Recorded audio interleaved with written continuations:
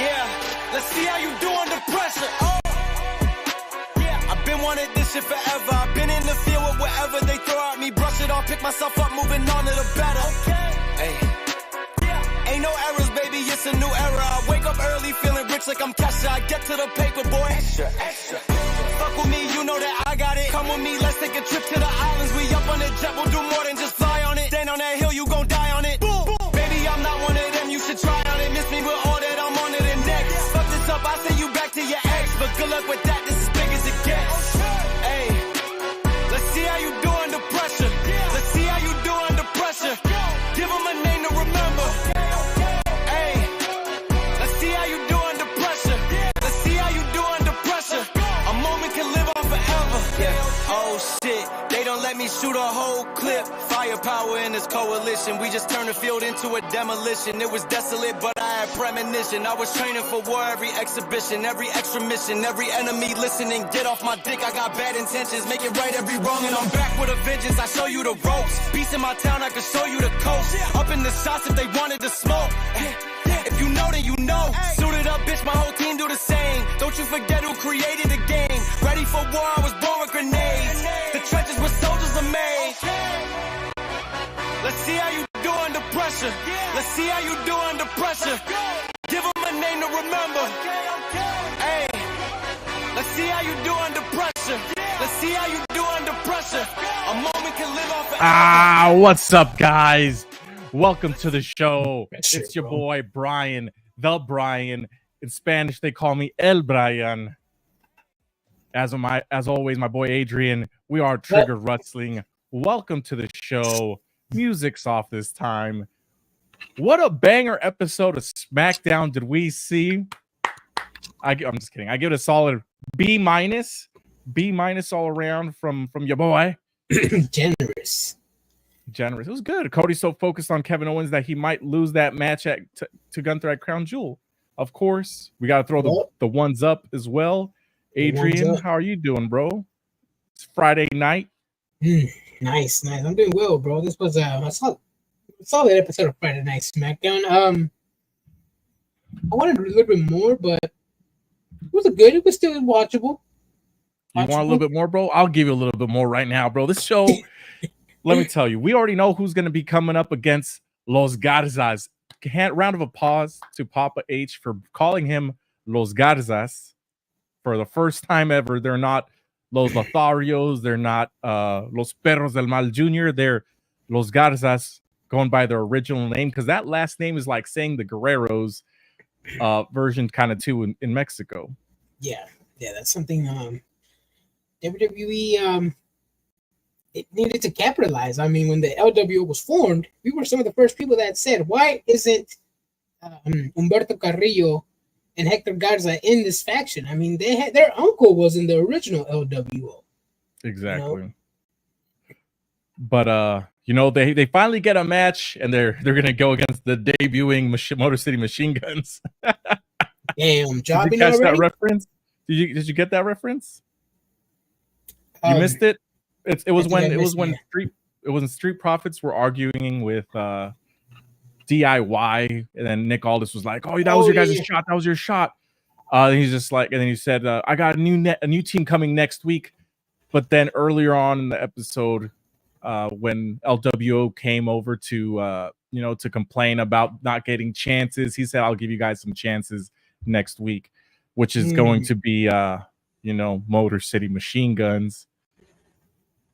Damn, how do you think the WWE crowd is gonna respond to them? I mean, they've been mainly in the Indies and TNA. That's something WWE fans don't know nothing about. Are they even gonna know who these up and coming talent? So this is the part where I'm gonna be kind of like iffy about. I don't know how they'll be received, because the Motor City Machine Guns is like TNA. Like people are gonna pop for them, or people that saw TNA back in the day. And maybe now, I don't know how many of those fans are out there, but are they going to get a big pop? Probably not.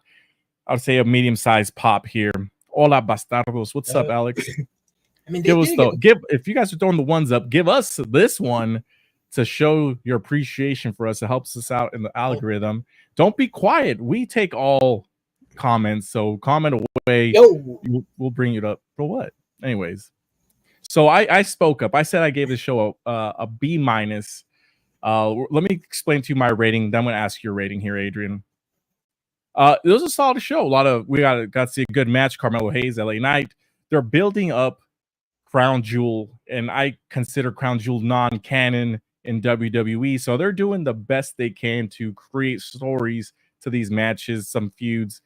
I'm not a fan of the build, but we're getting something. Kevin Owens, that's great storytelling. Yeah, I mean, there's that. Big Jim is back. There's that. What? Who? What do you mean? Jimmy Uso, bro. Big Jim. Are you watching the product? My boy Roman Reigns over here calling him Big Jim. That was a little awkward coming from the tribal chief, man. Being a little too friendly. Nah, man, the tribal chief has to stay like a heel, bro. He can't be a face. That's me personally. I've been a fan from Roman Reigns from day one, bro. So you can't say nothing to me, Brian. You can't say nothing to me when it comes to the Roman Reigns, bro. We're gonna talk about. I'm gonna give you my thoughts on his opening promo here pretty soon. Big Jim, I don't know what it is. Is it just because he's been gone? He's been seeing his brother. His brother gave him some advice, but that was a good opening segment, Adrian. But let's talk about their overall thoughts on this show, Adrian. What did you think? Oh, overall thoughts. It was a solid show. Honest thoughts, not AEW Mark thoughts. No, it was a good show. A little disappointed because Carmelo Hayes has been putting out some bangers with Andrade, but I did not see that here with LA Knight. It was a completely different match. LA Knight, I thought he was going to do something impressive against Carmelo Hayes. I mean, the expectations with Andrade. No, again, I wasn't impressed. I wasn't impressed at all. The tag team match. Jax. Let me explain something to you here, Adrian. Ooh. We are getting story. We got an opening vignette explaining who these people are. Okay, so here's the thing: you were saying in AEW, we are getting stories, but are they good stories? They are not, and they are not here. It's not. I didn't say it was a good story. At least we know who these people are. Let's bring that same energy here. Let's bring that same energy here, bro. Because okay, I got a little promo begin. Okay, but they got squashed in like what? Under 2 minutes?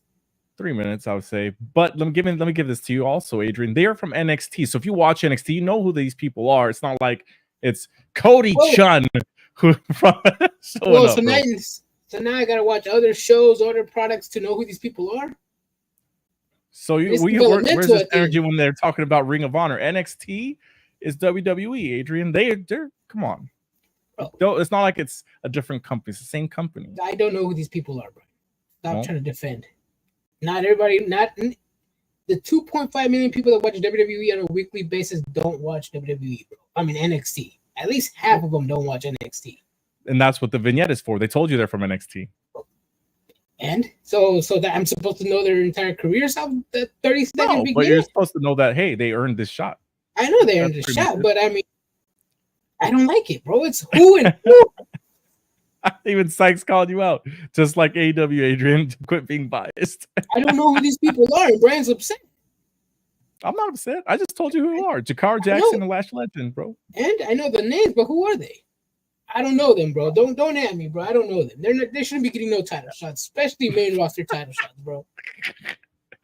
Everyone knows everyone from NXT. Yes, I feel like most people know. I feel like most people do. All right, let's start over. Let's start from the beginning of the show now, and we're going to talk about more in details because there's some triggered energy already coming out here. But the show opens up with Big Jimmy Uso cutting a promo, saying that he's going to beat up his little bro. He's going to do what big brothers do, and that's beat up on the little bro. Roman Reigns comes out to thunderous pop. He comes out there and says, "I'm not a big bro, so I don't know about that. I'm also not a wise man, so I don't come out with crazy plans, crazy conniving plans. But let's all acknowledge Big Jim." Jimmy Uso then says, I've been loyal, but you're a tribal chief with no tribe. That's when essentially recapping Roman Reigns says no yeet, mentioning that Jey Uso he's not okay with Jey Uso coming to join. Jimmy says that I'm the only family that's still loyal. Gotta throw up the fucking ones. Adrian, this is storyline drama at its finest. What do you think about it? I think, like I said, bro, Roman Reigns needs to continue at least being some type of heelish. I mean, when he started his promo laughing, acknowledge him, the crowd was like, acknowledge who, my guy? Acknowledge who? So he had to just say it again, acknowledge Jimmy. They're like, oh, yeah, Jimmy, acknowledge him. Because it was weird. It's different to see because everybody's like, acknowledge me to acknowledge him. You complained earlier, bro. It's different. It's different, bro. And it caught the crowd by surprise, man. They didn't know what to expect with this new babyface Roman Reigns, Adrian. That's what I'm saying, bro. It was a little awkward, but hey, he got his lines in, and we'll see. I mean, the Bloodline's going to reunite somehow. So no matter Jey Uso is going to be coming back reluctantly from Roman Reigns at first. Even if it's for like a 1-off, too, that wouldn't be too bad. No, for Survivor Series, that'd be dope. Dave says, man, bro, AW better give you front row seats when you go to the show for the way you're comparing stories. We're going to be in Stockton, AW Stockton for the Rampage Collision on Thursday. Battle of the Belts. We'll see what belts are defended because we got Title Tuesday with one title being defended. We're not going to be front row, but you might as well say we're front fucking row. Yeah, we might as well be front row. You know that arena's going to be empty, bro. Yep. We're going to be right in the middle of the ring, behind the lower level and 2 rows up because we wanted to be seen. You know what I mean? Yeah. But knowing AEW, the lights might be off. Damn, yeah. Be on the lookout for that mug right there. That mug. Yep. See, I'm not surprised to Ray and Liv showing up to SmackDown. My prediction is Ray and Tiffany and Liv and Raquel TGA, Tag Team on Raw. Yep. I would see that happening. He said, okay, I got you, Adrian. I know what you want. Shut your mouth while Brian's conducting business. What? Christian Cage. Conducting business. Yeah. It's all empty wrestling, so yeah, you'll be on the front row. Yeah, might as well. But yeah, it was interesting to see Roman Reigns cut a promo because we haven't seen him fucking talk in like so long. He's been behind Paul Heyman. It's crazy seeing him as a babyface conducting his own business. So we'll see where the storylines builds up because we got a little ways to go for that. That leads into our first match of the night: Carmelo Hayes versus LA Knight. Great match. LA Knight is over. They have a good, solid match. Carmelo Hayes ends up taking the L. A little bit of difference in styles. They don't have as much chemistry as Andrade and Carmelo Hayes, but it was still a good match. Yeah, it was a good match. Like I said, so we just started covering SmackDown, so sometimes we miss it. I think last week was the first time I've actually sat down to watch an entire episode of SmackDown in like 5, 6, 7 years probably. Personal opinion, I think Raw's a little better, but yeah, man, I don't know, man. I don't know what it is about that match, but I was a little disappointed, man.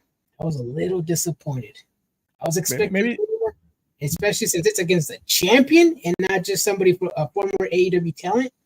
I expected a little bit more, and that's just me. My expectations were too high, and you could say I played myself. I just feel like, let's see.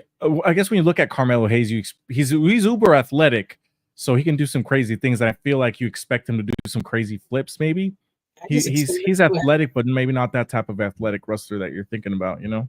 Yeah, well, it also depends on his dance partner too. You know, I mean, Andrade is a hell of a wrestler. LA Knight, he's good in his ways, in his style. Mm-hmm. Yeah, well, but this is going to further lead into Andrade versus Carmelo Hayes. We find out that they're going to have a best of 7 later on in the night. But moving on, Jakara Jackson, Lash Legend vignettes. This is the part where I thought was great because for people that don't watch NXT, it explains that they're from NXT, explains that they earned the title shot. They've been doing their business in NXT. There's only one tag team title now. So it makes sense that somebody from NXT is going to challenge. So they don't have NXT tag team titles? No, they got put together with the main card. That's when Isla Dawn and Alba Fire, the unholy union, they came up. They united the titles. They united with the women's tags. They're all unified now. Dang, Adrian, over here forgetting the stories, bro. I mean, they were transitional champions. But this was before. I mean, this was also Katana Chance, Caden Carter when they came up. They've been unified the titles for a while now. So this is why Jade Cargill, Bianca Belair go from show to show. That's why you see them in NXT all the time. I actually do like that a little bit. That they stayed on SmackDown for a good amount of time. Then they went to Raw, and now they're back on SmackDown. Good. Yeah, they're actually they jumped between all three shows. They were just on NXT. They were on Monday Night Raw. They're on SmackDown. It's just one of those belts that you got to go to all companies or all the branches of the company. One could say. But what's crazy is that they start making their entrance out, and then everybody has their thing about Triple H. He's racist. Not my words. The IWC's words. And they have Kevin Owens coming out and interrupting them during their entrance. I just know people are going to complain online about that, so I'm calling it out. Kevin Owens comes out and he pretty much he's like, "Sorry, I'm interrupting. Cody turned on me. He turned on Cody." Ayo. And then Cody comes. They cut off the mic. He goes to take the announcer's mic. Cody comes out. Security guards come out. Then Randy's trying to calm down Kevin Owens. Randy Orton accidentally gets hit, and all three of them are upset. This is a good way to push this storyline, Adrian. Yeah. What do you think Kevin Owens means when Cody turned on him? Well, he essentially, he found a partner in Roman Reigns as opposed to asking Kevin Owens for help. Don't you remember? That was. Well, technically, it was Roman's beef, and Cody signed the contract. He signed the contract. He didn't really have a choice, So it's kind of like, you chose your tag team partner, but I guess you could have complained about it too, kind of thing. Yeah. There's a couple things. The faceless star of Triggered Wrestling has arrived. Who's faceless? Adrian? I don't know. What's up, Brandon? Welcome. It's been a while. It's been a while. Where you been, bro? It's been a while. I haven't seen him in a while. Mm-hmm. It's a good segment. We get to see that Kevin Owens is unhinged. He's attacking Randy Orton. Cody's got killer beef with him. He didn't really explain himself as to why he attacked, except that Cody's the one that turned on him. I'm assuming we'll get some sort of explanation later. They got 4 weeks to eventually. Well, I guess he doesn't fight Kevin Owens in 4 weeks, but maybe at the pay-per-view after that. So we got quite a build-up left for that, I think. Yeah. And then this leads into the match, right? Yes. Bianca Belair, Jade, Lash Legend, Jakar Jackson, squash match. Relatively short match, but it was good. I know people online are love this match. I already read some comments. They loved it? They loved it. They loved it. Yeah, I'm not going to say it, but the people loved it. People love this match. I mean, I don't know if they love the match. They love the people in the match. Oh, yeah. Yes. So there's that. People online, Yeah. That's what it was. It's a whole lot of something. A whole lot of something. That was your words, Adrian, not mine. Okay, so this tag team, this NXT tag team, Lash Legend, and Jakar Jackson. They're part of the Metaphor. Lash Legend. With Oro Mensah. Okay, Lash and Legend. Scottish Tell Nova. me, in a year, probably less than a year, Lash Legend will be a better Jade Cargill than Jade Cargill herself. At me right now, bro. Time this clip right now. Jade Cargill still wrestles the same way, if not worse. Lash Legend, she's tall. She can put on some damage on people. She has skill. Something Jade does not. But she has markability, though. True. That's the thing. She carries herself like a star. She's a star. She doesn't need to be the top women's champion, but she's going to have a spot on the roster for sure. Yeah. Yeah, no, but wrestling wise, Lash Legend. That's what you need to go with. This is the entertainment company, Adrian. It's not just wrestling. She does enough in the ring to get by. I mean, if they can make Goldberg into what Goldberg was, then it's going to be a good thing. But Jade ain't going to be nothing. If Bianca Belair's on the roster, she's going to be secondhand to Bianca Belair, bro. You think so? Bianca's a face. Yeah, she's everywhere, bro. She's at the New York Stock Exchange with Triple H, TKO. She's everywhere. Yeah, but Jade Cargill was there too. No, she wasn't, bro. It was there last time. No, she was just with Triple H somewhere. Let me see. That was last time, yeah. But Jade Cargill was literally, Bianca Belair is usually everywhere with Triple H in there. Jade Cargill's doing other stuff too. Let me see. What was last thing? I think I saw her. You're talking shit about Jade Cargill in AEW, bro. Why are you writing? I didn't talk shit about Jade Cargill. I said she was booked better than Thunder Rosa, who was the main champion at the time. I never once complained about her. You're thinking about somebody else, Adrian. She was booked better. She had a better fucking when she was champion, the TBS championship was worth a lot more than the world because it was actually on TV. Women's AEW title was not on TV during that point in time, but she was on there weekly. She looked like a star, bro. She could wrestle. I see fucking Alex. I'm not saying that shit.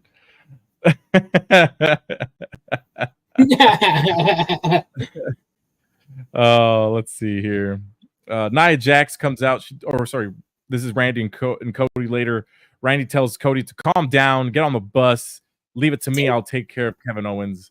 I promise to fix this. And the thing is, leave it to Randy Orton to be the voice of reason, right?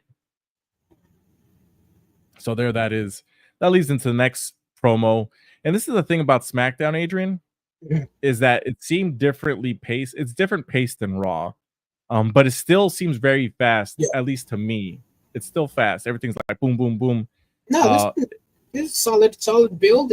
You saw, just this Raw this past Monday was just promo, interruption, face off, promo, interruption, face off, then match, then going to the announcers, then going to a backstage segment, then announcers again. It's like it was all over the place. But they were having technical difficulties on top. But some people say, I mean, there were some that were clearly for the Wyatt 6, right? But I feel like a lot of them were like, I think it was actually having. Yeah. Come on, bro. I'm putting these up there just in case people want to read them, but I'm not reading. Un saludo para. ¿Conoces al pirata?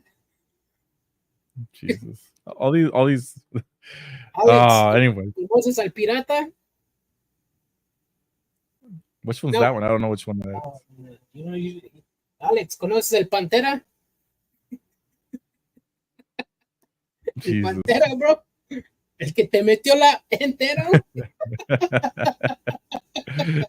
I'm dead. All right, moving on. Nia Jax comes out, cuts a promo on Liv Morgan. Then Naomi comes out, challenges her to a match tonight. She says, I can beat you myself. I don't need a tag team. Nia Jax calls for the ref. Liv, Raquel, and Dom come out. They said that they're gonna, mess with Nia, but now they see that she has her hands full. They're just gonna hang out and watch her lose, just like at Crown Jewel. In that promo, Nia Jax was saying that when she does defeat Liv Morgan, then it's gonna be time for TV time to cash in. I actually would not mind seeing that. We know it's not gonna happen, but I would not mind seeing that. TV time cashing in on Liv Morgan? Have two champions on one show? I would like to see Tiffy Time cash in on whoever wins the Crown Jewel title, bro. Ooh, and get both titles? Get all three titles. Get all three titles, bro. No. Actually, technically, if she cashes in during that match, it's going to be considered a triple threat. Just like Rollins technically, did. But it's just going to be for one title because those other two titles aren't on the line. It's just that the Crown Jewel title. And then if for some reason Saudi Arabia actually lets them use that title and have it carry around that big ass fucking thing, it would mean something at that point, I think. That'd be dope. interesting. Now, maybe, who knows? I still feel like, because at the end of this match, Liv Morgan, or not Liv, Liv Morgan attacks Nia Jax, costs her the match by hitting her with the Money in the Bank. Just because they're both blonde, I think Nia Jax is gonna think that Tiffany Stratton is the one that hit her. That's what I think. I could be 100% wrong, but that's just what I think. I actually did like the setup. I'm not gonna lie. With Naomi coming out, she knows the champion has a henchman or a henchwoman. She still challenges the champion. She's like, I don't care. You got a broken darn Barbie over there. She's useless. I beat her last week. And Nia Jax, a fighting champion, accepting challenges. I like this segment, beginning to end, bro. This was good. This was a good segment. And a good match, too. Yep.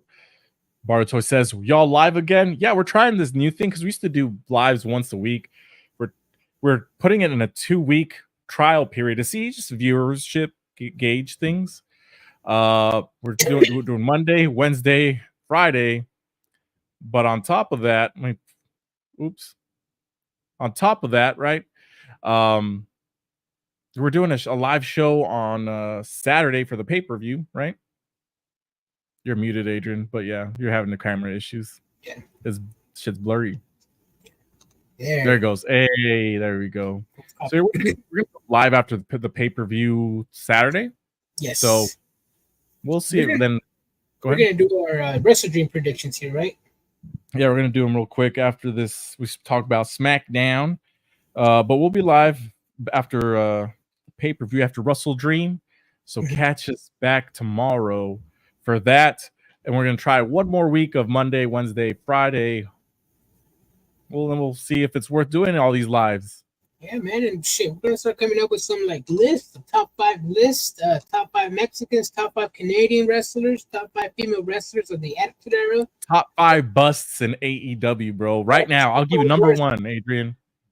Hold on, and if everybody who's in the comments, bro, Alex, Barrio Toys, Brandon, Kaylin, Logan, Syke, Dave, everybody, go in the comments, bro, and drop your like top 5 something, bro, a list. We can review it. We can ask you guys questions, ask us questions, get you guys involved. And if you guys are watching us, you guys can also watch us or listen to us on Apple Podcasts and Spotify. We are now on that. We were sleeping on that, but our episodes are up.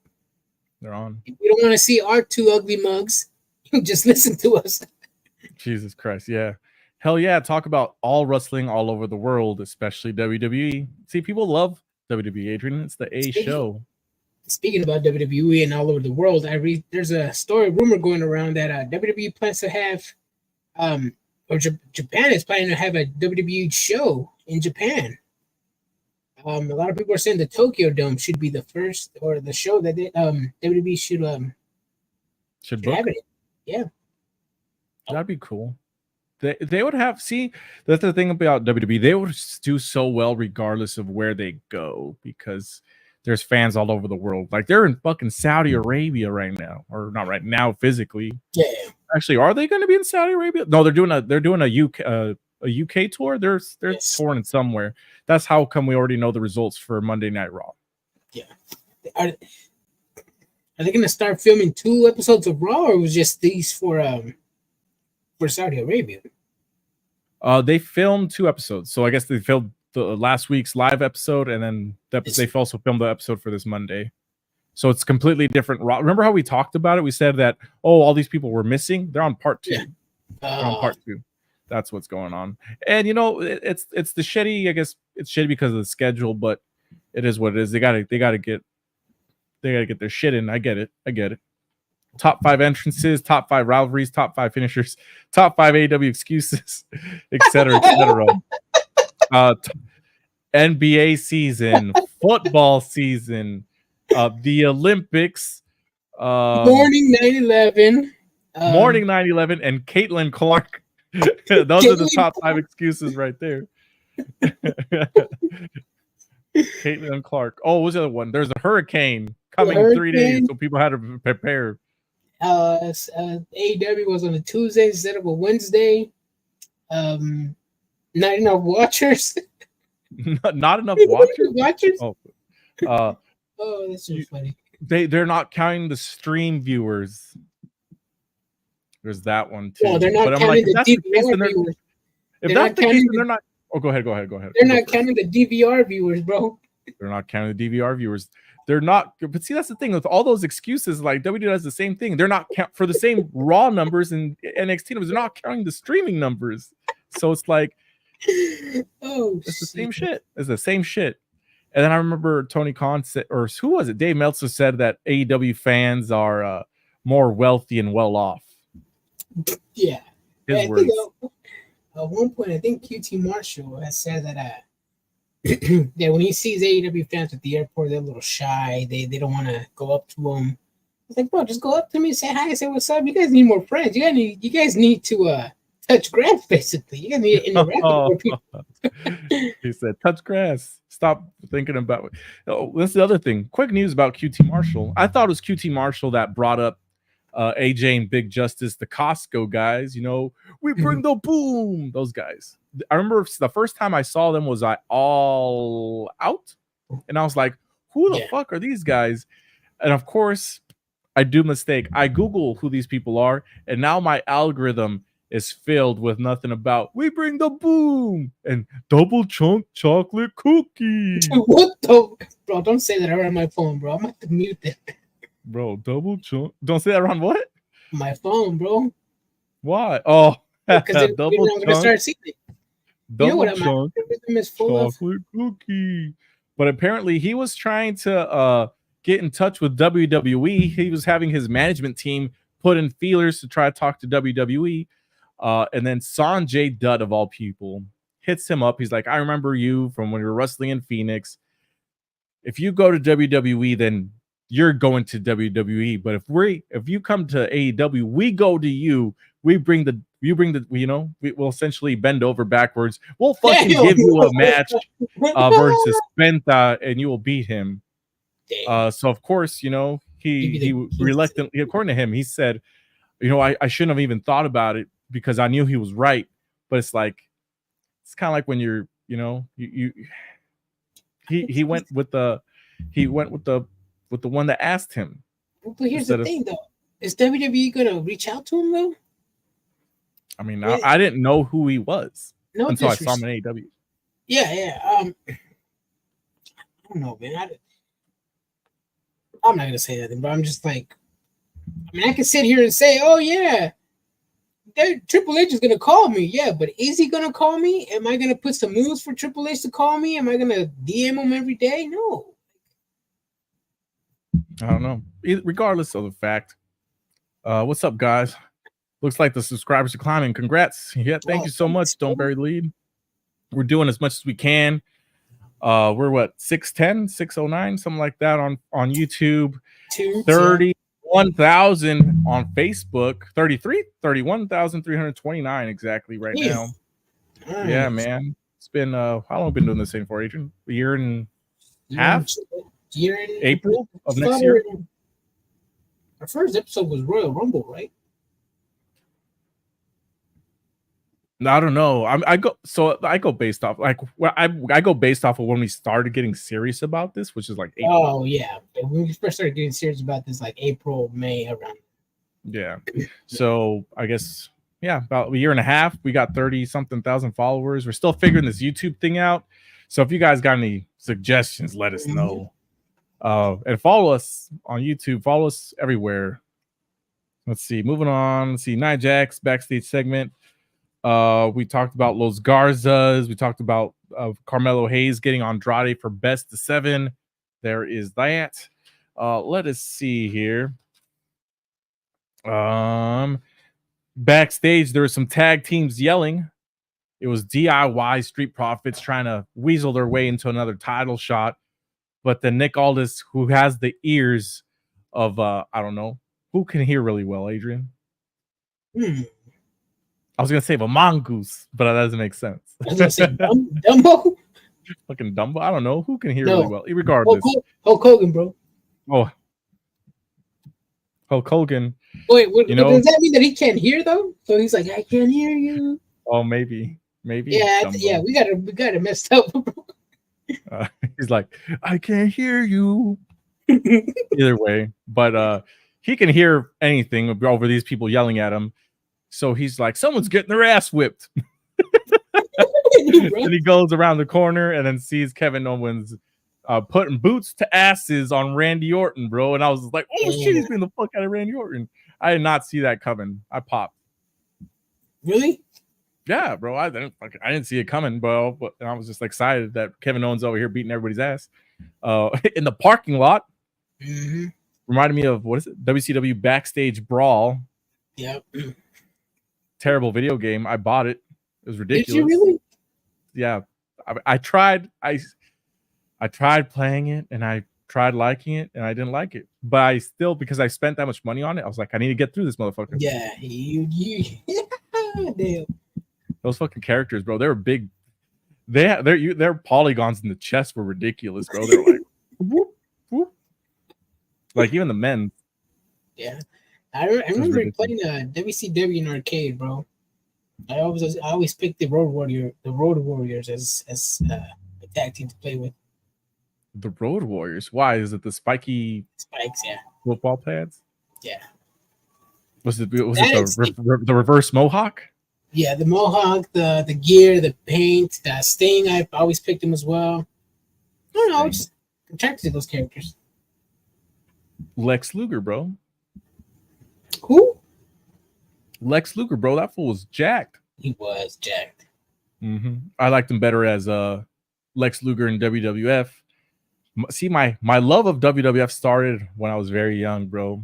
And as soon as he went to WCW, I was like, what the fuck is this? He seems cheap.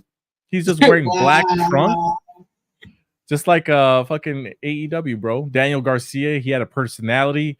And all of a sudden, they told him, you got to get serious, bro. And he puts on black trunks.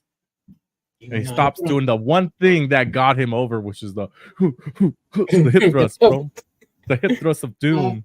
He tried to show up like Stone Cold Steve Austin with the vest, with the denim jeans. Bro, get the fuck out of here, Daniel Garcia. All right. And the thing, sorry, that's me going to become 100% body shaming. Damn. Hit the fucking gym.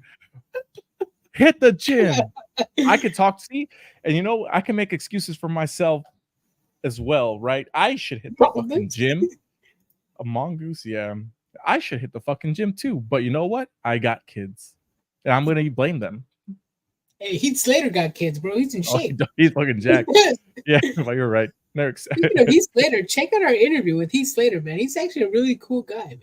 Yeah. And also check out our interview coming out tomorrow with Sam Adonis, Lucha Libre AAA, Corey Graves' brother, the guy from Vice, Trump. That guy. Yeah. This guy. That was yeah. And he did a big no-no in Lucha Libre. He went from CMLL to AAA. That's a big no-no, bro. Mm-hmm. So that interview will be coming out tomorrow, 5 a.m. Pacific time, 8 a.m. Eastern time, 8:05 a.m. Eastern time to be exact. So check that out. I just got to make a thumbnail, but that's it. Awesome. We'll check it out. Please do. Yeah. Check out our interview with Earl Hebner. Check that one out too. What else do we have interviews with? I think that's everybody. Roy Lucier, Lucha Libre historian. He told a few stories about his first Triple Mania that he almost started a riot. He's good friends with Dave Meltzer. Yep. Good friends with Sam Adonis. Honest, he's actually the one that when JPO made his AAA debut, he came out with the Tinieblas mask, and it was actually Roy Lucier who gave the idea to Sam Adonis. You know what? It wasn't actually him. It was Sam Adonis. It was Sam Adonis' idea, but they were together on it, so it's the same shit. Oh, because Tinieblas and JBL are tall at the same height, right? No, fuck, they're not. I think that's what JBL's like 6 foot. Let me check out his shoot height real quick. How old is Tinieblas, bro? Or how tall is Tinieblas? Bro, first of all, not to sound rude, have you ever seen a Mexican like 6'6"? Besides Jaime Jaquez from the Miami Heat, bro. I'm just doing the law of averages here, Adrian. I'm considered a tall Mexican, and I'm 5'10". That's facts, bro. Tinieblas. Let's look it up real quick. 6'3". 6'3"? 6'3". Oh, you said Madonna's, bro. We follow him on Twitter, bro. I think that's what the tweet said. I can pull it up. I'm 6 foot. I mean, that's what I say too, bro. Bro, I said, no. Yeah, that's fucked up. I can't do that shit. He's like, I'm 5'8". He rounds up to 5'8". I round to the nearest 10, bro. I'm 5'10. I'm 5'10". Wait, the nearest 10, bro? That means you're 4'10", bro. Oh, dude. No, moving on. Enough about that. We're just to recap our interview with Sam Adonis will come out tomorrow morning. Then we get into the main event. We talked about the main event. It was a regular match, brother versus brother, Bret Hart versus Owen Hart, except it's big brother versus younger brother. Younger brother gets his, puts boots to asses, gives him the Samoan spike. Roman Reigns comes, tries to save the day. That's the show, folks. I think the only thing I didn't like about the who was it? The Cody Rhodes backstage when he was interacting with Jimmy Uso, when he was telling him, "Oh, Sikoa, he's a different man now." No, he is not, bro. He's still the same old young bro, Solo Sikoa, bro, if not worse. But he's had character development. He's slightly tougher. Before he was a bro. He just lost. Player. He ate now the pin on Sunday. What you mean? He ate the pin on Sunday. Yeah, but I mean, what you mean, bro? Brian, if this was AEW, you'd be all over this, bro. Not really. I mean, he's still. I mean, I wouldn't say he's not the best guy in his faction, but it's before he was like a C and now he's a B minus. Jacob Fatu is a B plus. Let's call it that. Yeah, that is true. That is true. So he's still leveled up. But now that's enough of SmackDown. Let's get into it. AEW Wrestle Dream predictions for tomorrow. Adrian, do you want to do? Actually, we'll do this. Do you want to do? Well, let me ask you this: the pre-show matches, whatever's on the card right now. But let me ask you this: do you consider AEW Wrestle Dream one of the worst build pay-per-views in AEW history? I mean, where's the story in some of these matches? I mean, where's the hype? There's no hype. There's absolutely no hype. The only hype around these matches that, hey, they're gonna have some banger matches. Let's spend $50. That's not. I mean, they have one solid match that people want to see, storyline wise, and then the rest is very just meh. You know what I mean? Yeah. like Moxie has been saying, "Oh, give me the title. You don't know what's coming. There's a war coming. You don't know what's coming. This is bigger than us, bigger than AEW." He's saying a lot, but at the same time, he's not saying nothing. I think that's where this pay-per-view is mainly built around. Jon Moxley and Bryan Danielson. It's built on Tony Khan not knowing what the fuck is next, so he's just screwing around, like, hey, figure it out. Hey, just be tune in. Something's coming, and then next week, oh hey, just wait next week. Something's coming. And the following, exactly. Nah, bro, you gotta wait another week. Stay tuned 4 weeks for my next special announcement. Just like that. No, Caitlin Adams over here. She's just lurking, and then as soon as we start talking shit about AEW, she comes out. Like, I mean, shit, if you got it, let it out. Shit. Exactly. Harold, what's up? Yeah, only 3 matches I want to see: the AEW title match, Ospreay versus Ricochet versus Takeshita, and White versus Hangman. And then see, those are the matches I really care for and want to see too. But to be honest, White versus Hangman, storyline wise, I don't give a shit. I just want to see them because it's going to be a good wrestling match. Yeah. Ospreay, Ricochet, Takeshita, I want to see what that looks like. I'll even throw in Beast Mortos versus Hologram in there, but at the end of the day, it's like, I think that match, I guess. Yeah, I think that. I mean, we've seen those matches before. I mean, Beast Mortos and Hologram have been like pretty much inseparable. They've been having matches all over AEW, Collision, Rampage, Dynamite now, Wrestle Dream. I think that match is it's mainly booked just because of the Fox Deportes deal. AEW just did that in Mexico.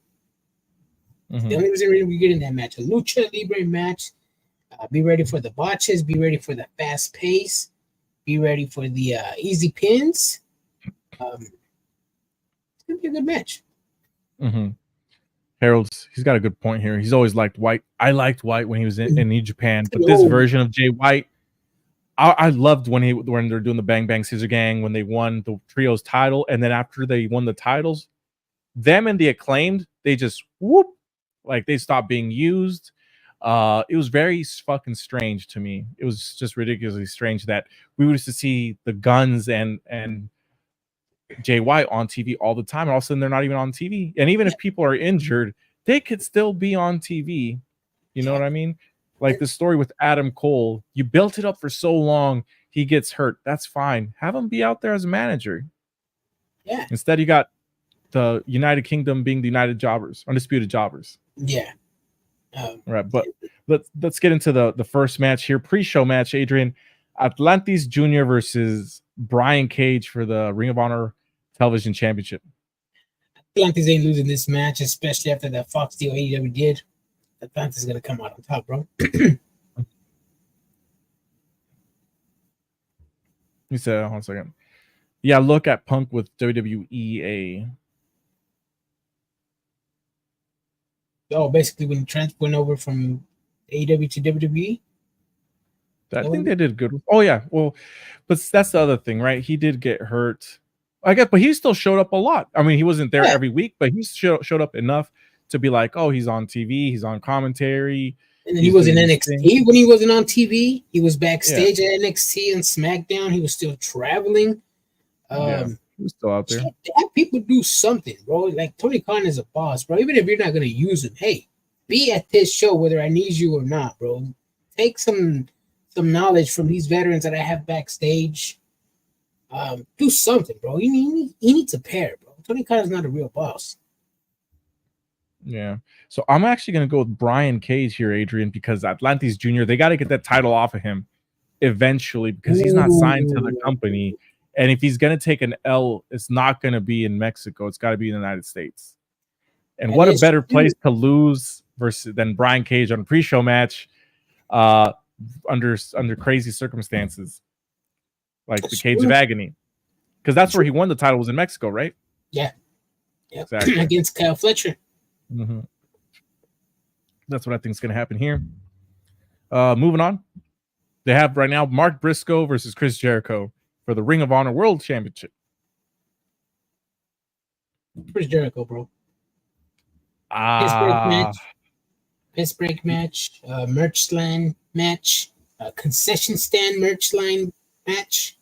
I just want to see Mark Briscoe beat the shit out of Chris Jericho, but I'm not a fan of Jericho anymore. Bro. He's gotten cringe. He's taking away too much TV time.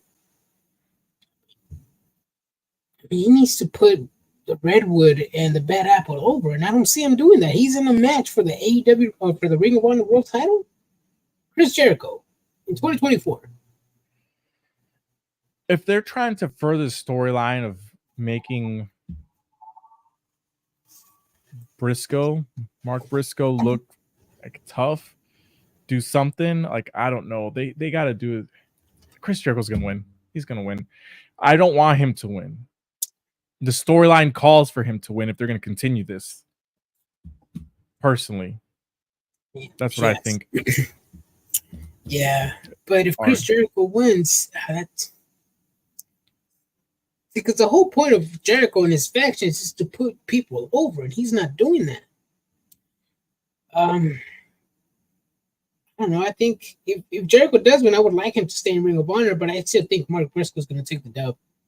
He's going to have like that weird type of character where he can be goofy, he can be entertaining, but he can also be taken seriously when he needs to, you know? And this is the match. So you're switching your answer. You're thinking Mark Briscoe's going to win? I think Mark Briscoe's going to win, bro. All right, let me erase that. Especially he brought his brother into it, too. Got a little personal for Mark. He almost shed a tear on Dynamite the other day. All right, Mark Briscoe. I go with Jericho. And this is the random match. Fucking an open match. An open challenge match for a pay-per-view. Even though we find out a couple weeks early who it's going to be. It's Darby Allin versus Brody King. I want Brody King to win this. Me too. I want Brody King. And it's Washington, Darby Allin's home state. I mean, you need to put Brody King over, bro. I mean, Darby Allin is doing side gigs. He's skating with Travis Pastrana. Tony Hawk is still training to climb Mount Everest. He has other side. He has other things in his mind, bro. Brody King is wrestling in AEW. I think Brody King needs to W more than Darby. So you think Brody King's gonna win? Yeah. Okay, Adrian. Well, hold on. You talk about the next match. You have it up real quick, right? I gotta open the door for somebody. Hold on a second. Okay. All right. So the next match on the card is going to be Jungle Jack Perry versus Katsuyori Shibata for the AEW TNT Championship. I'm talking to myself, but Alex, what do you think is going to win, Alex? Oh, well. Why is Goldberg still a thing? See, Larry has a good question. Why is Goldberg still a thing? See, I don't know, man.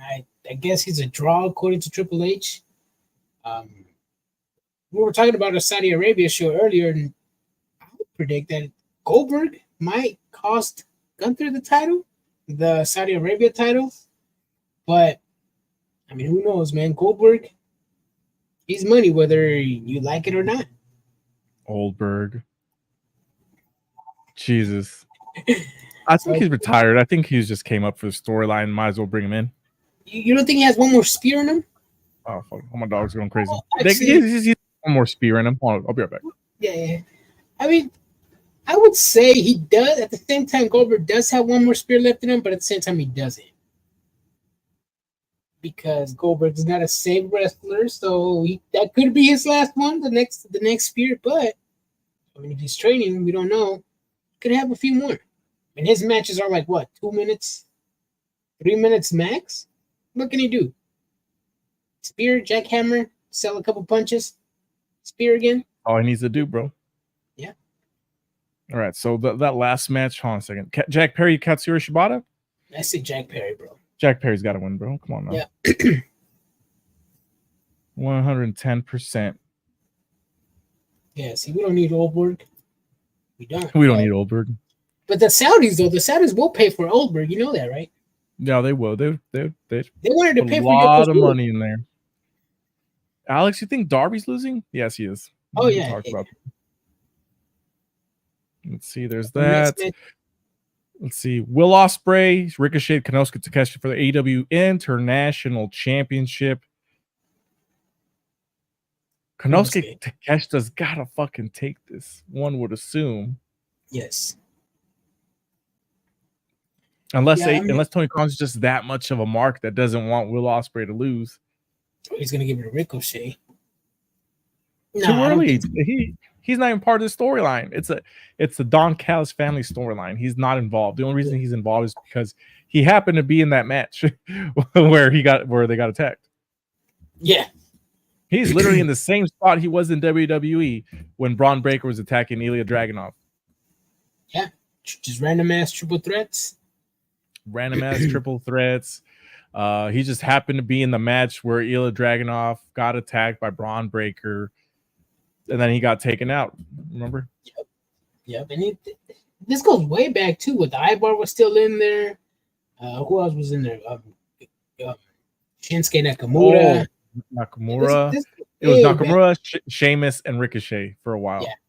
And then, it was that. And then Logan Paul got involved.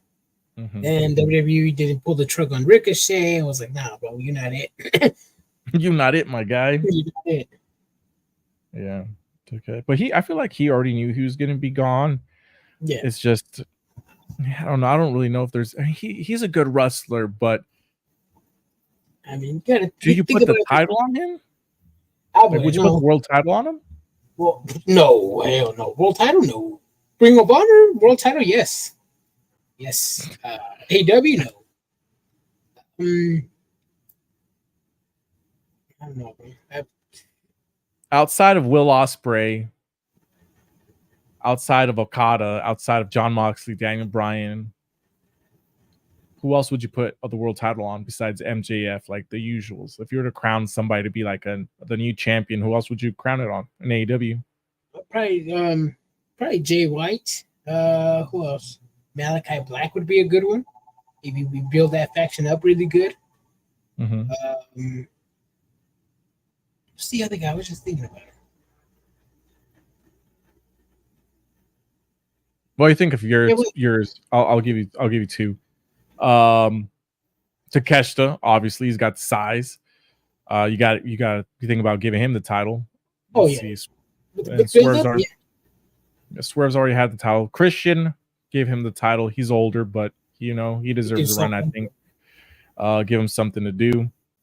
But like an up-and-comer person in AEW that I could see being world heavyweight champion. Up-and-comer. If they fucking build him up right and use him correctly, I can see Wardlow being champion again still. Yeah, Wardlow has knee injuries still, man. He's injury prone. I think Malachi Black would be a good addition, a good world champion. Malachi Black and Jay White. With good build-up, good story. I mean, you have Brody King in there. You have Buddy Matthews, Buddy Murphy in there. You have the aura. You have the intimidation tactics. You have it all in that faction. And TK dropping the ball on them once again. I mean, Julia Hart, with how little she knows, with how little wrestling she has, she was a great champion, bro. Yeah. The character was good. The entrance was good. The aura was good. TK, man, he's dropping the ball, bro. Yeah. Wardlow needs like a rebuild, and I don't know if they because they did that 3 times. They've brought him up, torn him down, brought him up, torn him down, brought him up, torn him down so many times where it's kind of like it might be done, might be time to call it quits on him. But I mean, how many times? I mean, I don't want to say I want to give him 4 or 5 chances, 6 chances, but like we're starting to get up there. Like, is he past the point? Yeah, he's similar to like how I was talking about Raquel Rodriguez. It's not there. The spark is no longer there.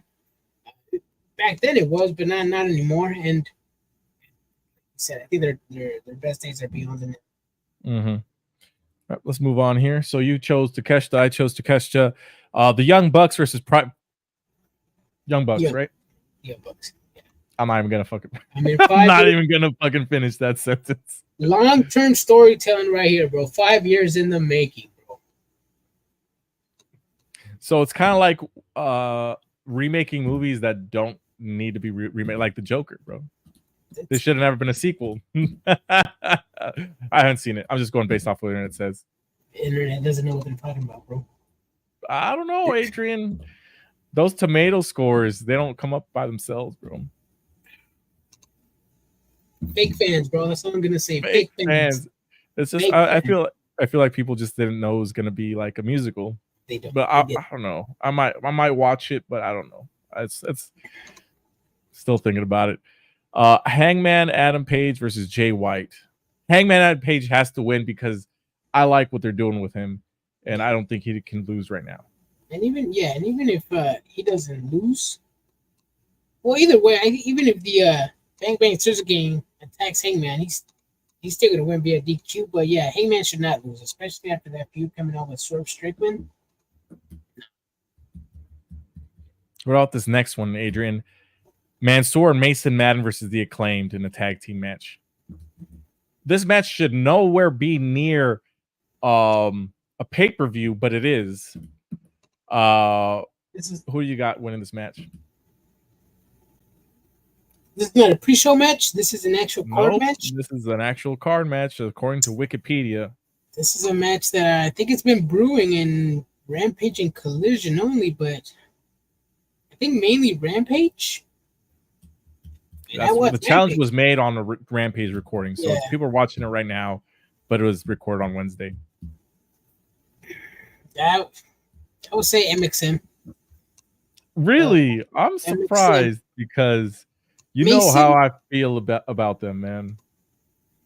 No, so everybody knows I'm not that big of a WWE fan. I mean, MXM really didn't do anything in WWE besides those commercials that they would do. They can the wrestle. Juices were titillating since then, bro. They can wrestle. Mansoor is down in CMLL doing some lucha libre. Mason, he is good, bro. He's a big boy. He's good. He's like what Wardlow should be put. Like, come right here. Hold on a second. Let me get close. I called it that they had talent in WWE. You all didn't believe me, but I said they are going to be the future. They need to be having the tag team titles. They need to be fucking tag champions in AEW at some point. And this is where it starts, by being the Acclaimed right here, right now. We need fresh blood. Eminem, or MXM. Eminem's a different thing. Yeah. But speaking of Eminem, for Barrio Ween, October 26th, Melina and Kayla Becker, formerly known as Kayla Braxton, will be at Barrio Toys, meeting and greeting the best of the best. So yeah, MXM collection will be there, bro. I've been a fan since day one. Since I saw them come out with Max, was it Max Dupree? Max Dupree, yeah, Max Dupree, then Maxine Dupree, and then I'm also been a fan of the Alpha Academy. Some people say I'm a fan of the mid card jobbers. Let's see. Hologram versus Beast Mortos. Hologram, right? Hologram, of course. You're not gonna have. I mean, technically, if he loses one of these matches, does that go against his record? We lose one of the pinfalls. He has to lose the entire match. Like he has to lose twice. Mariah May was really good. It was. Mariah May versus Willow Nightingale for the AEW Women's World Championship. I completely skipped that one. It could Mariah be a May. good match. Yeah, it's going to be a good match, but it's going to be Mariah May coming out.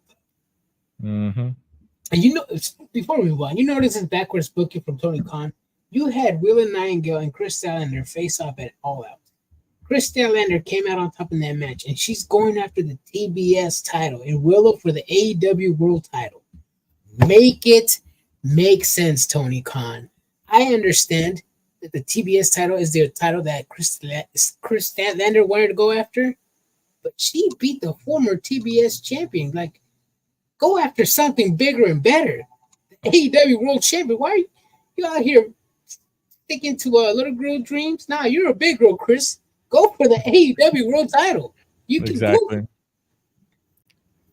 It looks like she's feuding with Stokely also online, because she sent him a bill for costing her the CMLL World title shot. I called it that it didn't make sense that the storyline had her winning. Mm-hmm. She ended up winning, but I was like, CMLL is not going to give her the title. And then that day, I think it was announced that the match is not going to be for CMLL anymore. Yeah. And then I was like, as soon as they announced that, I was like, she's winning. Yeah. And Willow lost the title. Yeah. And Willow eventually lost the title too. Exactly. All right. Moving on. What is it? The main event time now? Yeah. Let me pull it up again. Closed it. Bryan Danielson went. See, this is the thing.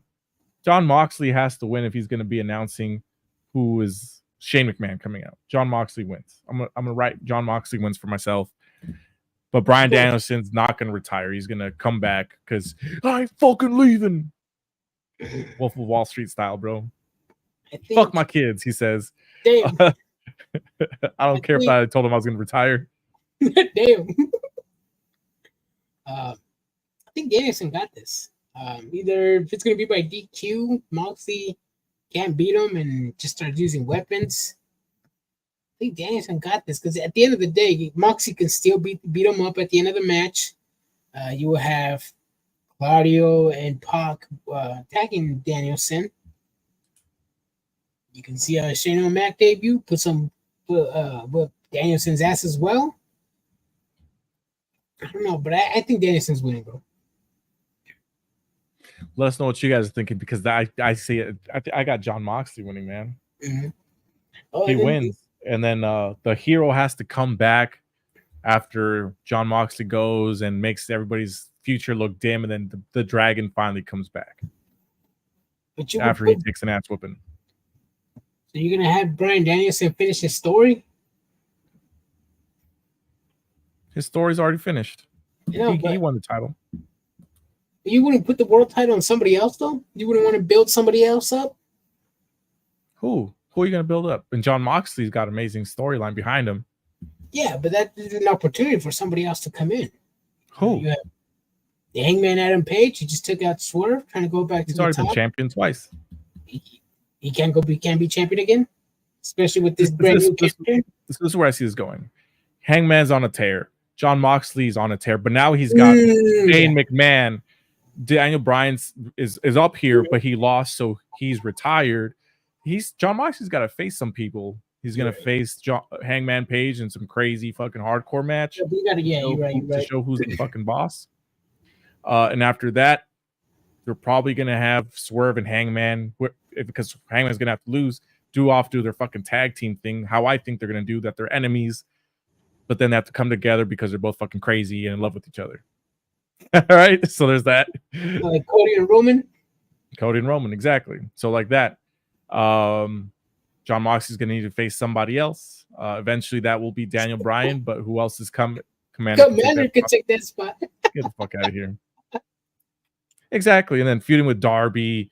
There is a couple different ways that this can go. I don't think Jack Perry's gonna beat Brody King. I just really want Brody King to win, but that's why I went Brody King. But yeah, there's ways that this can go. Yeah, yeah, you're right. You're right, because Hangman is a sort of like a heel-ish. Moxley, obviously a heel. Mm-hmm. Yeah, you're right. I mean, for just to book matches, obviously Moxley's gonna have a lot of challenges, but storyline was, I would say, yeah, Danielson's the only story for him. Let me add this other thing for you. John Moxley shows up with Vince McMahon. Immediate feud with the Elite. There's that too, because Shane McMahon's the new head honcho. You got to fight the EVPs, Okada. Mm-hmm. I mean, but this is the other thing about it. That's how a big brain booker like me would fucking book it. Of course, we're dealing with Tony Khan. So I mean, who knows? Maybe Darby Allin wins the title in 2 weeks. I don't know. Oh, okay. And then moving on from that, Swerve Strickland is going to show up at the event. Obviously, MVP and Shelton Benjamin are going to make an appearance in that segment. Bobby Lashley? You thinking Lashley? 100% Bobby Lashley. He's already signed. It's been announced. Are they going to add somebody to the faction, or are they just going to be them three right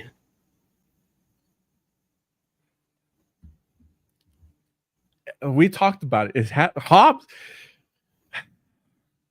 We talked about Hobbs deserved to be in here instead of Bobby Lashley.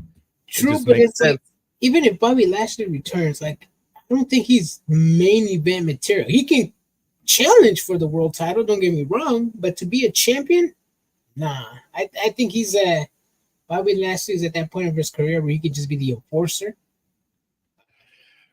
I mean, Batista did it. No. Batista did it. You're fucking signing Bobby Lashley, who is above Moxley, in my opinion, above Bryan Danielson, in my opinion, bro.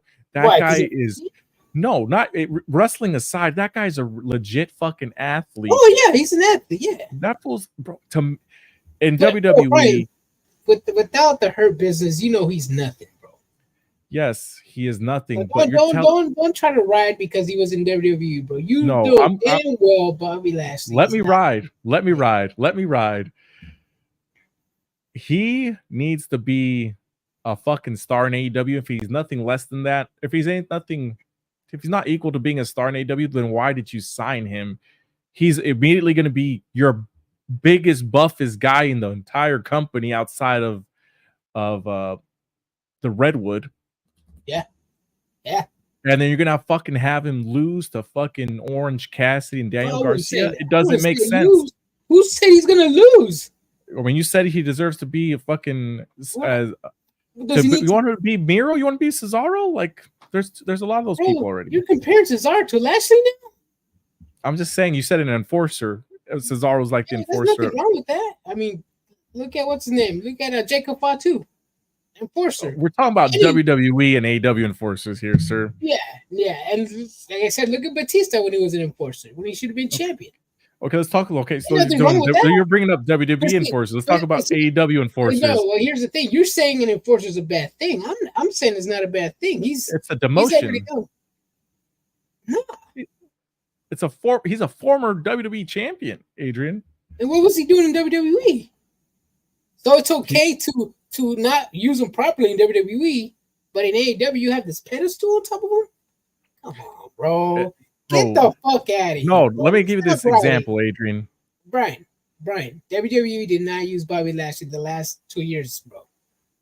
Stop. No, it. for Stop example, but this is what I'm saying. If AJ Styles were to leave WWE right this moment, yeah, and he goes to AEW, is he going to be? Oh, he's an enforcer. He's had his time he's because not gonna last be. 2 years. He's not going to be a main eventer. I'm not saying he has to be the main event, but I mean, Bobby, obviously you build him up. Styles would, no disrespect to Edgy, he would get demoted, especially if it's his last match. Coming back from an injury, getting injured. Yeah, and they showed the video of actually where he got injured, so now we know. There's a difference between AJ Styles and Bobby Lashley. Yeah, and about like before 100 pounds and like 6 inches. Before you start, bro, WWE gave Bobby Lashley the Andre the Giant Battle Royale trophy and did absolutely nothing with him, bro. Besides a bullshit ass standing ovation at WrestleMania. It's not my fault. Well, I was gonna say it's not his fault. Bray Wyatt, unfortunately passed. That's what I'm saying. It's like he wasn't used in WWE. He wasn't used to this pedestal. He was supposed to be used, though, Adrian. He was supposed to be used, and then the storyline ended. So they got nothing for him? I thought they had a creative team, a writing team, a head of creative, and a head writer. No. Anyways, yeah, Adrian. see, you're complaining in AEW, but when it comes to WWE, you're just like, you're right, but that was you at the beginning of the show when we were talking about the other way. But I'm not saying, to me, it's not going to be a demotion because he can always be like lurking, looking at the title. I mean,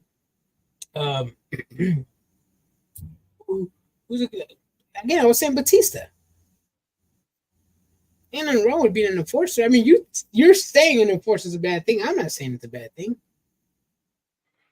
I guess so, Adrian. I guess so. We'll see what happens, but he's coming back. I'm just letting you know I'm gonna be disappointed if he's not booked highly well. So I'm not saying he's gonna be. I'm not saying he's gonna go straight to John Moxley. I mean, he's gonna go versus Swerve, and he's gonna do all these other things and go on a side quest. But at the same time, I also don't want him losing the Wheeler Yuta. Your standards for Bobby Lashley are up here, right? Do like I do in WWE, bro. Lower your standards so you can get disappointed. I get disappointed a lot in WWE, bro. I guess that's why I expected AEW to be better. I don't know. But I feel like this is a good time to end the show. It's Friday night. Enjoy. Have a great time with your weekend. We'll be back tomorrow to catch some AEW. What pay-per-view is it? Wrestle Dream. We'll talk about that soon. See you then. See you tomorrow. Bye. Deuces.